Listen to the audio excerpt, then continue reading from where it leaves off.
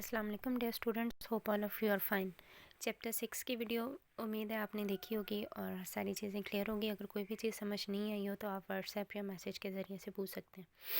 आज हम लोग स्टार्ट करेंगे chapter number 7, Windows operating system. Chapter 1 में हमने सॉफ्टवेयर और उसकी कुछ टाइप्स देखी थी। सॉफ्टवेयर की 2 टाइप्स हैं, application softwares and system software. System software में हमने ऑपरेटिंग सिस्टम देखा था। ऑपरेटिंग सिस्टम क्या है? एक ऐसा सॉफ्टवेयर है जो आपके कंप्यूटर की तमाम एग्जीक्यूशन को कंट्रोल करता है, यानी आपके कंप्यूटर को वर्किंग कंडीशन में लेके आता है।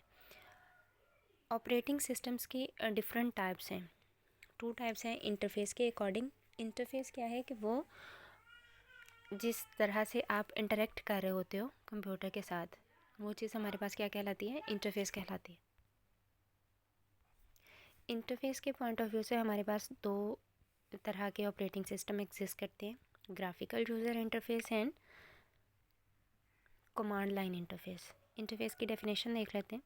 User interface is used to interact with computer. It controls how the user enters data and instructions and how information appears on the screen. इसमें क्या चीज़ें आ रही होती है कि आपने कंप्यूटर में डाटा एंटर किस तरह से करना है, डिफरेंट ऑपरेशंस किस तरह से परफॉर्म करने हैं, और जो भी कंप्यूटर पे चीज़ें हैं वो किस तरह से अपीयर हो रही हैं आपके सामने। Different types of operating systems on the basis of user interaction are graphical user interface operating system and command line operating system. Graphical user interface, a type of user interface in which the user communicates with the operating system by using a visual environment is called graphical user interface. कि ऐसा environment जिसमें user जो है वो interact करता है, visual ऐसी चीज़ें जो आपको नज़र आ रही होती हैं, आपको वहाँ कमांड्स डायरेक्टली टाइप नहीं करनी पड़ती कि किस तरह से आपने क्या टास्क परफॉर्म करवाना है, बल्कि आपके पास विजुअल एलिमेंट्स होते हैं जिनके ज़रिए से आप डिफरेंट ऑपरेशंस परफॉर्म करते हैं। It consists of windows, menus, icons and pointers. The user can select commands for menus and select icons by using a pointing device like mouse. Mouse के ज़रिए से आप डिफरेंट आइकन्स पे click करते हैं, उसको ओपन कर सकते हैं, डिलीट कर सकते हैं, या और भी ऑपरेशंस आप उस पर परफॉर्म कर सकते हैं। अगर आप किसी भी वर्ड की फ़ाइल को ओपन करते हैं तो उसमें डिफरेंट मेन्यूज़ अवेलेबल होते हैं। फाइल मेन्यू है, एडिट मेन्यू है, और भी बहुत सारे मेन्यूज़ होते हैं। आपने जो भी टास्क परफॉर्म करवाना है, आपने मेन्यू में से सिलेक्ट करके उस पर क्लिक करते हैं तो वो ऑपरेशन परफॉर्म हो जाता है। The user can select commands from menus and select icons by using a pointing device like mouse. Mouse is used frequently in graphical user interface. Example है आपके पास Windows, Linux, Solaris and Mac operating system. Characteristics हैं graphical user, easy to use, easy to learn and attractive. Windows आप use करें वो हमारे पास graphical user interface है, इसीलिए ज़्यादा यूज़ हो रही है क्योंकि उसको इस्तेमाल करना कंपैरेटिवली आसान है कमांड लाइन ऑपरेटिंग सिस्टम की निस्बत। कमांड लाइन इंटरफेस आपके पास क्या है? ऐसा इंटरफेस है जिसमें आपके पास कोई भी विजुअल एलिमेंट्स एग्जिस्ट नहीं करते, बल्कि आपके पास ब्लैंक स्क्रीन होती है। उस पर आपने जो भी टास्क परफॉर्म करवाना है, आप उसकी कमांड्स को वहाँ पे टाइप करते हो और वो टास्क परफॉर्म हो जाते हैं। फॉर एग्जांपल, अगर आप कोई फ़ोल्डर न्यू बनाना चाहते हो तो उसके लिए आपको कमांड याद होनी चाहिए, वो आप कमांड लाइन इंटरफेस पे टाइप करोगे और एंटर प्रेस करोगे तो फोल्डर क्रिएट हो जाएगा। A type of user interface in which the user communicates with the operating system by typing commands with keyboard is called command line interface. Each command activates a program in the operating system. The command line interface is difficult because the user has to remember the commands. इसको इस्तेमाल करना comparatively मुश्किल है क्योंकि यहाँ पे आपको सारी commands याद करनी पड़ती हैं, इसलिए command line interface operating system जो है वो कम इस्तेमाल होते हैं और graphical user interface operating system ज़्यादा इस्तेमाल होते हैं। कुछ डिफरेंसेस नीचे टेबल में राइट डाउन हुए हुए, इनको आप खुद से देख लोगे। नेक्स्ट हमने देखना है इसमें डिफरेंट ऑब्जेक्ट्स हैं ऑपरेटिंग सिस्टम के। Windows operating system consist of different graphical objects. Different components of Windows operating system are as follows.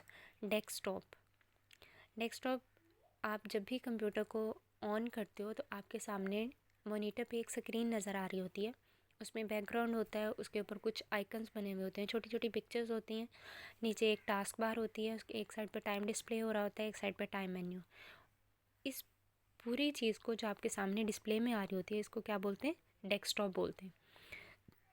The on-screen work area that contains windows, icons, menus, and dialog boxes is called desktop. The desktop is the entering point in Windows. Desktop is the first object that appears when Windows is started. Icons are small graphics that represent programs, drives, folders, and documents.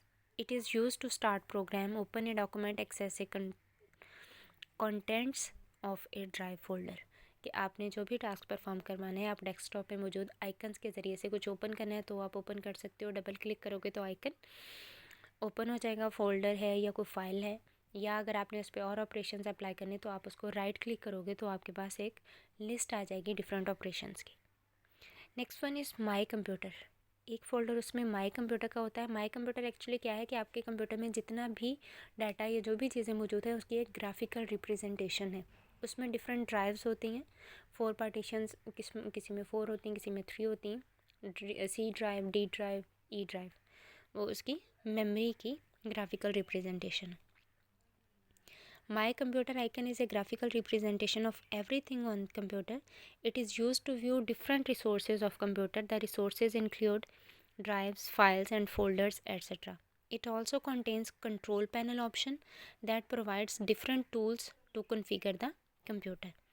उसके बाद है recycle bin. Recycle bin क्या होता है? जो लोग computer use करते हैं उनको थोड़ा सा आइडिया होगा कि आप कोई भी चीज़, फाइल, पिक्चर, इमेज या वीडियो जो भी डिलीट करते हो वो डाटा सारा कहाँ जाता है? रिसाइकल बिन में जाता है। रिसाइकल बिन क्या है? एक्चुअली एक मेमोरी है, टेम्परेरी मेमोरी है। उसमें डाटा, जो आप डाटा डिलीट करते हो वो रिसाइकल बिन में मूव हो जाता है। Recycle bin is a temporary storage area. It is used to keep deleted files. When a file or folder is deleted, it is not removed from the hard disk permanently. Windows move it to the recycle bin. The files remain in there until user recovers them or delete them permanently.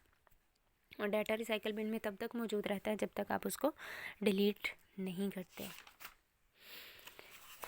My documents, जब आप Windows install करते हो तो installation process complete होने के बाद एक folder create होता है माई डॉक्यूमेंट्स का। इसमें कुछ डॉक्यूमेंट्स प्लेस्ड होते हैं, कुछ पिक्चर्स होती हैं,